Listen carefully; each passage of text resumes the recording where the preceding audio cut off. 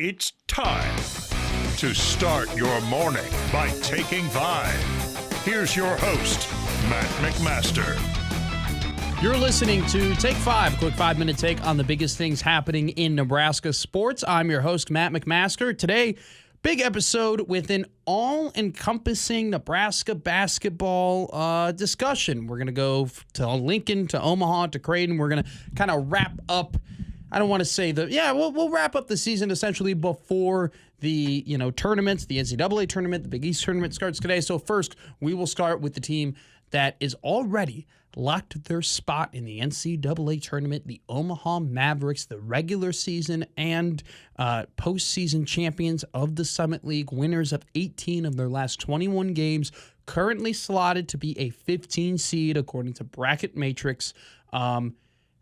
Doesn't indicate here who they will be playing at this point. You've seen potential number 2 seeds are Alabama, Tennessee, Michigan State, St. John's, Texas Tech, and Kentucky kind of ride that 2-3 seed line right now. So depending on what happens in the Big East and Big 12 and Big 10 championships, so that might be able to shift those seed lines. But let's be straight. When you're talking about 2 seeds, there's really no good matchup for anybody. And that's not just a 15 seed problem. That's just kind of across the country. I mean, these are the top groups in the country. So, you can't really point and say, well, if they play this team, they're going to have a great shot. They're going to play this team, they'll have a great shot. It really just comes down to you. And with Omaha, I think they're an active dog. I think they're an active 15. They have multiple guys who we've seen throughout the season on any night can go off. Tony Osborne, Lance Waddles, Markel Sutton, who is the Summit League Player of the Year, who's going to be playing Power 5 basketball next year.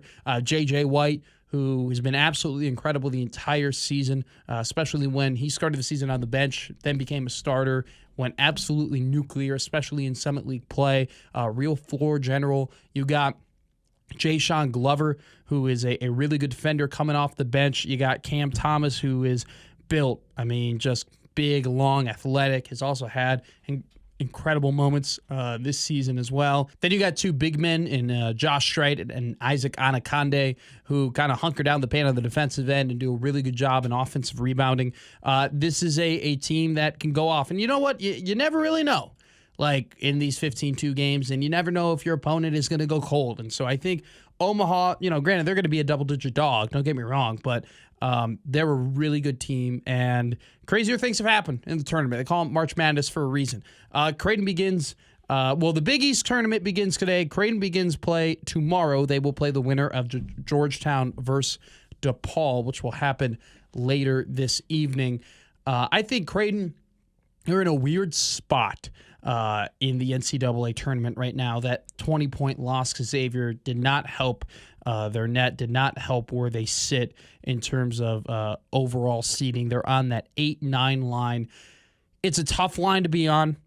It's one of those things where the 1 seeds this year are really, really good. It's going to be, I'd be very surprised, frankly, if any 8 seed gets past a 1 seed. And the tournament is all about matchups. And so it's imperative that Creighton gets on the 7 seed line for the NCAA tournament. Once again, nothing is impossible, but it would help them greatly getting to the second weekend of the tournament if they could be a 7. And to do that, they are going to have to win the Big East tournament. They're going to have to do, what Coach McDermott hasn't done in his tenure as the Creighton head coach, and that's go all the way in the Big Apple.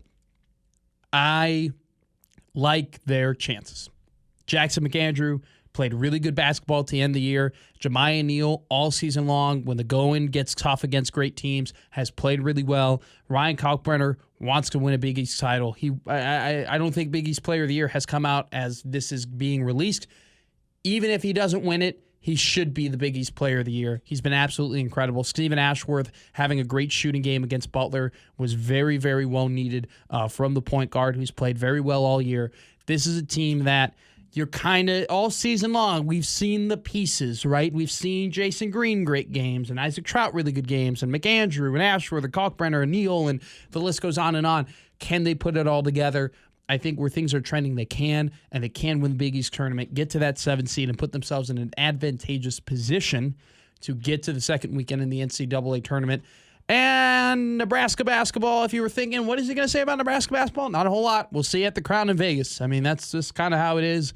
Going to be a massive turnover from this year to next year. Going to be a brand new team. And I think that's kind of where we're trending in the Fred Hoiberg era with building through the transfer portal. And as of right now, I think it's pretty clear that he's going to stay the head coach, at least from from what he said and his interviews and the way he's approaching this offseason. So we'll see what happens, but this team will still be in action in a postseason tournament. So that's that, I guess. I don't know how many people are really thrilled to see this team who was given opportunity after opportunity to be in the NCAA tournament, play again in a postseason tournament that doesn't really count for much, but here we are.